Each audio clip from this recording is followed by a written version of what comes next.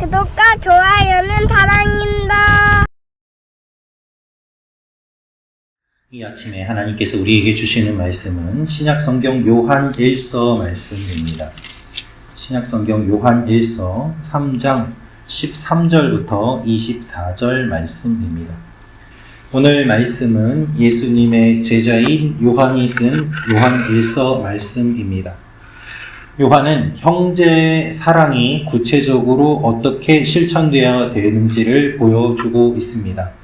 오늘 말씀을 통해서 이 사랑에 대해 우리가 조금 더 몇 가지를 살펴보길 원합니다. 첫째로 사랑으로 미움을 이기는 우리가 되기를 기도합니다. 사랑으로 미움을 이기는 우리가 되기를 기도합니다. 13절, 14절 말씀을 우리 다시 한번 읽어보도록 하겠습니다. 시작. 형제들아, 세상이 너희를 미워하여도 이상히 여기지 말라. 우리는 형제를 사랑함으로 사망에서 옮겨 생명으로 들어간 줄을 알거니와 사랑하지 아니하는 자는 사망에 머물러 있느니라. 아멘. 요한은 사랑의 실천을 이야기하고 있습니다. 생각으로, 관념으로 사랑을 말하는 것이 아닙니다. 도덕적인 명령으로 이야기하는 것이 아닙니다. 도덕을 뛰어넘는 우리 믿음의 본질이 사랑임을 이야기하고 있습니다. 따라서 우리가 사랑하지 않는다면 우리의 본질이 흔들린다는 것이지요. 세상이 너희를 미워하여도 이상히 여기지 말라라는 말, 세상이 미워한다는 말은 심한 혐오나 또는 적개심을 함축한 의미의 단어입니다. 매우 강한 의미인데요. 세상이 믿음의 공동체를, 예수님을 따르는 사람들을 적대시하고 공격하는 일들이 일어나도 이상히 여기지 말라라는 말입니다. 실제로 요한은 많은 핍박과 박해를 받았고 또 그 시대를 살았습니다. 그가 감옥에 갇힌 상태에서 요한계시록을 쓴 것을 보아도 알 수 있습니다. 예수님을 믿는 사람들이 많이 죽임을 당하기도 하고 어려움을 겪기도 하였습니다.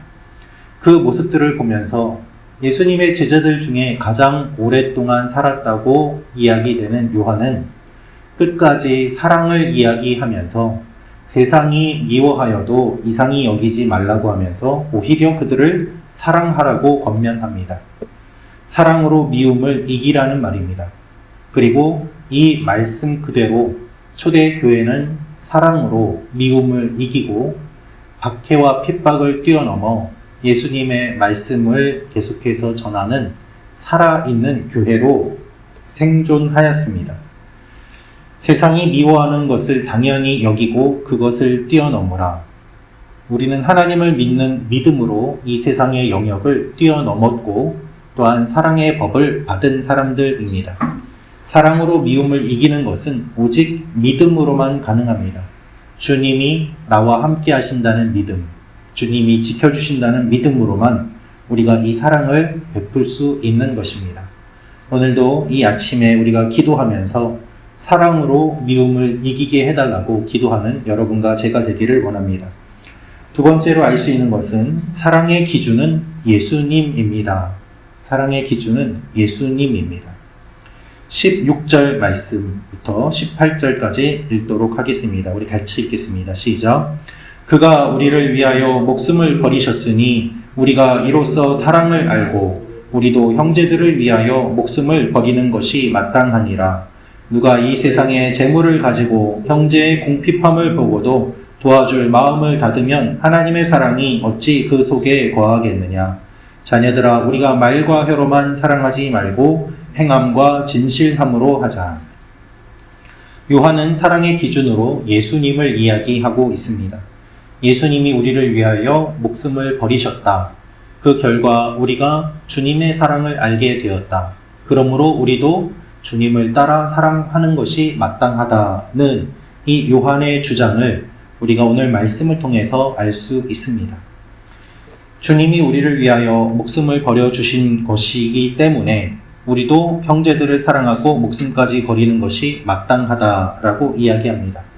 그러면서 구체적으로 재물을 가지고 있으면서도 형제의 궁핍함을 돕지 않으면 하나님의 사랑이 거하지 않는다고 말하고 있습니다. 예수님은 사람들을 사랑하셨습니다. 말로만 하신 것이 아니라 아픈 사람을 고쳐주셨고 굶주린 자들에게 먹을 것을 주셨습니다. 예수님의 사랑이 구체적으로 사람들에게 드러났기 때문에 많은 사람들이 예수님을 따랐고 또한 주님의 사랑을 경험할 수 있었던 것입니다. 그리고 무엇보다도 십자가에 달려 돌아가심으로 우리를 향한 주님의 사랑을 보여주셨습니다. 요한은 예수님의 이야기를 하면서 예수님을 믿는 우리들도 예수님처럼 구체적으로 사랑하는 것이 마땅하다라고 말을 하고 있습니다. 우리의 사랑의 기준은 예수님입니다. 우리가 구체적으로 사랑하기 위해서 어떻게 하면 좋겠습니까? 주님을 바라보고 이웃을 바라보며 우리가 해야 될 일이 무엇인지 이 아침에 사랑이 필요한 사람에게 내가 어떠한 것을 줄 수 있는지 생각하며 나아가는 여러분과 제가 되기를 소망합니다. 마지막으로 알 수 있는 것은 사랑은 우리에게 확신을 줍니다. 사랑은 우리에게 확신을 줍니다. 21절, 22절 말씀 제가 읽어드리겠습니다. 사랑하는 자들아, 만일 우리 마음이 우리를 책망할 것이 없으면 하나님 앞에서 담대함을 얻고 무엇이든지 구하는 바를 그에게서 받나니 이는 우리가 그의 계명을 지키고 그 앞에서 기뻐하시는 것을 행함이라. 주님의 말씀을 따라서 사랑을 행하면 우리가 담대함을 얻게 된다고 합니다. 우리의 마음이 책망할 것이 없어진다고 합니다. 우리가 살면서 때로는 죄를 짓기도 하고 넘어지기도 합니다.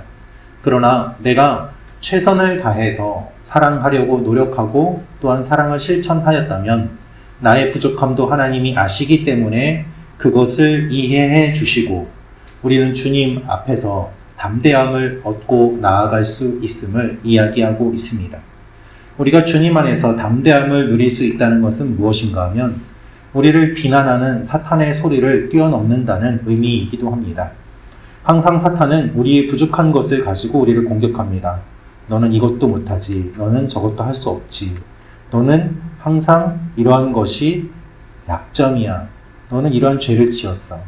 그러나 그러한 우리의 모습에도 불구하고 주님의 사랑을 실천하고자 우리가 최선을 다했다면 하나님께서 그러한 우리의 모습을 보시고 우리를 감싸주시고 안아주시고 우리의 부족함을 채워주십니다. 하나님이 우리 안에 거하신다는 증거가 바로 사랑입니다. 주님의 사랑이 없는 모임이 어떻게 복음을 가진 공동체라고 할 수 있겠습니까? 주님의 사랑이 없는 개인에게 어떻게 주님이 함께 하실 수 있겠습니까? 이 아침에 기도하며 주님의 사랑으로 충만해지고 하나님 안에서 담대하게 확신 가운데 거하는 여러분과 제가 되기를 소망합니다. 오늘도 사랑으로 우리를 감싸 안으시는 주님이 우리의 기도를 들어주시고 함께 하실 것입니다. 기도하겠습니다.